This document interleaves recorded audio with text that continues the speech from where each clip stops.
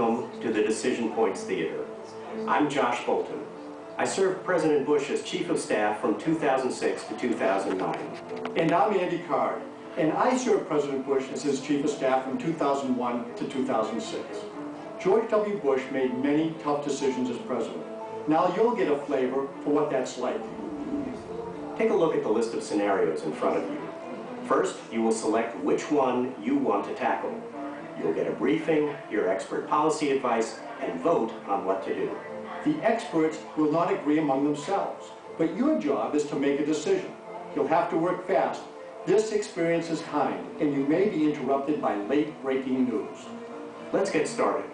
Use the touch screen to choose one of the decision points. The majority of the theater chose Hurricane Katrina.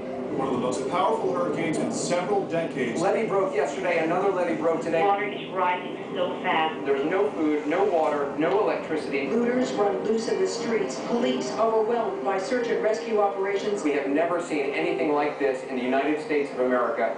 The Federal Emergency Management Agency is helping state and local response efforts. However, officials in New Orleans are overwhelmed. The president can send in troops, but those troops would serve in a supporting role to state efforts and would not have law enforcement powers unless the president invokes what's called the Insurrection Act. President Bush had to make a choice. 1, rely on the National Guard and local police. 2, send in federal troops in a supporting role with no law enforcement authority. 3, invoke the Insurrection Act and send troops to restore order.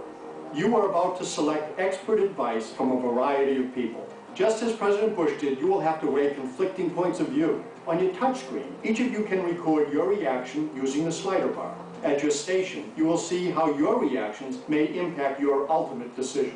And here on the main screen, you'll see a combined view of all the players in the theater. Okay, we're ready to start. Work fast. The clock is ticking.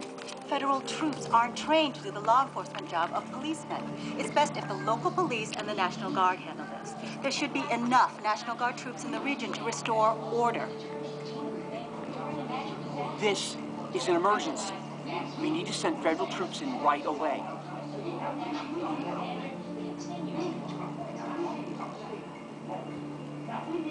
The city's resources are overwhelmed. The police cannot cope with the crisis, and Americans are facing lawlessness and chaos. We need to send in federal troops and declare the city in a state of insurrection, so our troops have the legal authority they need to restore order.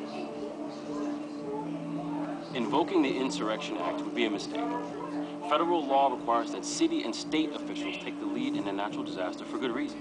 And if you invoke the Insurrection Act, you'll lose the political support you need to respond to it. It's getting increasingly chaotic in New Orleans. The city's Homeland Security chief says there are gangs of armed men moving around the city. This crisis. We need a clear chain of command to accommodate state government's concerns. Put a local National Guard officer in charge. That Guard officer will report to the governor on issues relating to the Guard and to the president on issues that relate to federal troops. Federal law requires the president to take a supporting role in a natural disaster. This is the governor's responsibility, and the governor wants to retain command of all military and state law enforcement personnel in the area.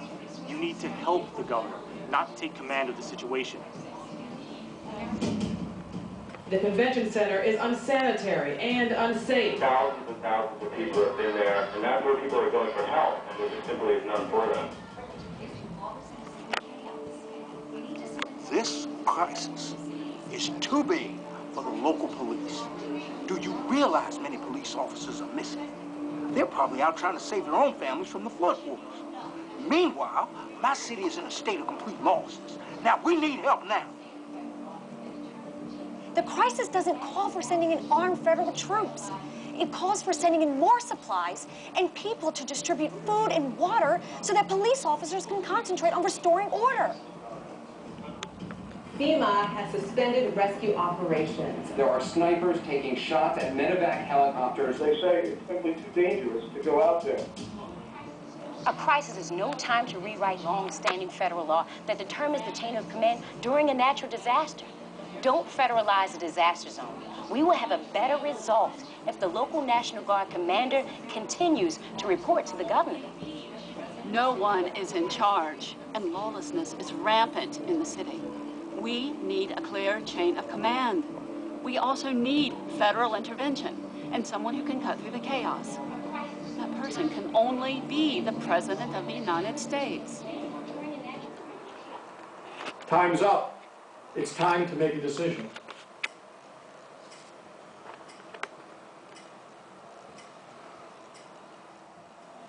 You were asked how to restore order in New Orleans after Hurricane Katrina.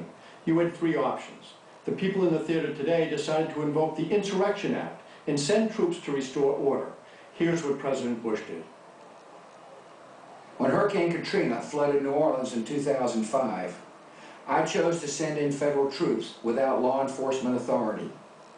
It became clear during the crisis that local and state officials were overwhelmed and that the governor of the state was not going to relinquish authority to the federal government. So I sent 7,000 federal troops into New Orleans, but did not give them the ability to act as law enforcement officers. I decided that sending in federal troops with diminished authority was better than sending in no federal troops at all. It was what the crisis required, and the troops helped restore order in the city.